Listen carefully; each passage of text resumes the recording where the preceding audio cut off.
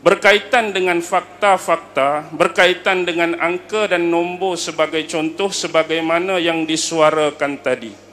Ini sebenarnya berkaitan dengan kecerdasan, ini berkaitan dengan kebijaksanaan. Sebagai contoh, antara pandai dengan cerdik adalah dua perkataan, dua kalimah, dua pengistilahan yang berbeza. Kalau kita jahil, kalau kita bodoh, kita belajar, memang kita boleh jadi pandai. Tapi tidak ada pembelajaran, tidak ada satu benda yang boleh menjadikan kita cerdik. Cerdik ini adalah satu anugerah. Cerdik ini adalah satu pilihan daripada Allah Subhanahu wa taala kepada seseorang atau individu tertentu. Memang dia dilahirkan cerdik. Tapi kalau pandai tadi boleh diusahakan. Kita bodoh belajar boleh jadi pandai. Kita jahil belajar boleh jadi pandai. Tetapi saya bukan cerdik. Mungkin kita ni duduk tahap kejahilan, duduk tahap kebodohan yang cuba belajar, mengaut seberapa banyak ilmu dan pengetahuan untuk menjadi manusia yang pandai, manusia yang berilmu, manusia yang bermaklumat. Tentang kaedah dan cara. Kaedah dan cara ni macam-macam. Setiap orang mempunyai kaedah, cara dan bentuk hafazan dan penghafalan yang berbeza. Bagi diri saya lah, saya sentiasa menggunakan computer mapping. Itu istilah yang saya buat sendiri. Computer mapping ni macam kita simpan satu barang. Yang mana barang ni hanya kita yang tahu di mana kita simpan. Contoh, sekiranya kita mempunyai barang yang berharga, barang yang kita sayangi, barang yang kita rasa penting. Kita cari dalam sudut mana-mana rumah kita, bagaimana kita boleh simpan, boleh sembunyikan, boleh letak di tempat yang paling selamat. Contoh, kalau kita sayangkan bola, sebagai contoh, di mana aku nak letak bola ni, kita cari mana-mana sudut rumah kita, kita letak. Dan tak ada orang tahu pun kita letak di situ. Ambil barang ni, letak kawasan ni. Ambil barang ni, letak kawasan ni. Begitu kita nak bagi analogi secara mudah. Macam kita ada laptop, kita ada desktop sebagai contoh.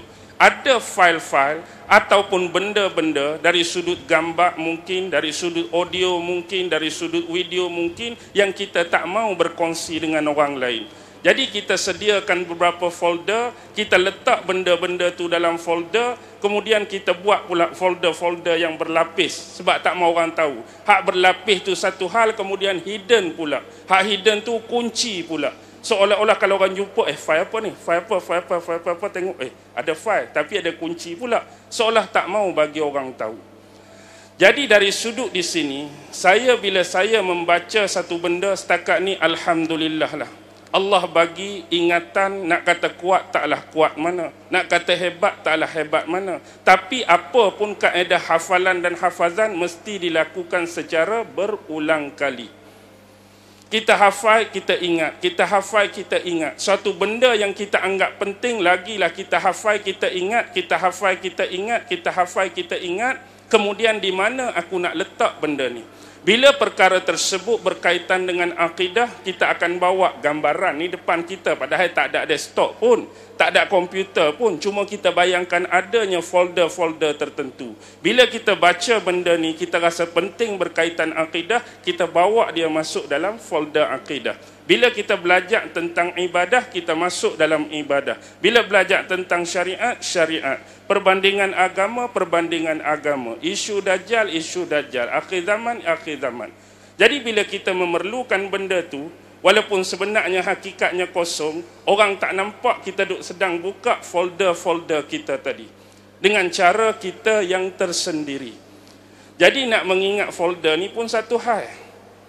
Nak mengingat folder ni satu hal. Jadi bila benda tu dah jadi amalan, bila benda tu dah jadi kebiasaan, macam peribahasa sebutlah, alah tegal kerana biasa.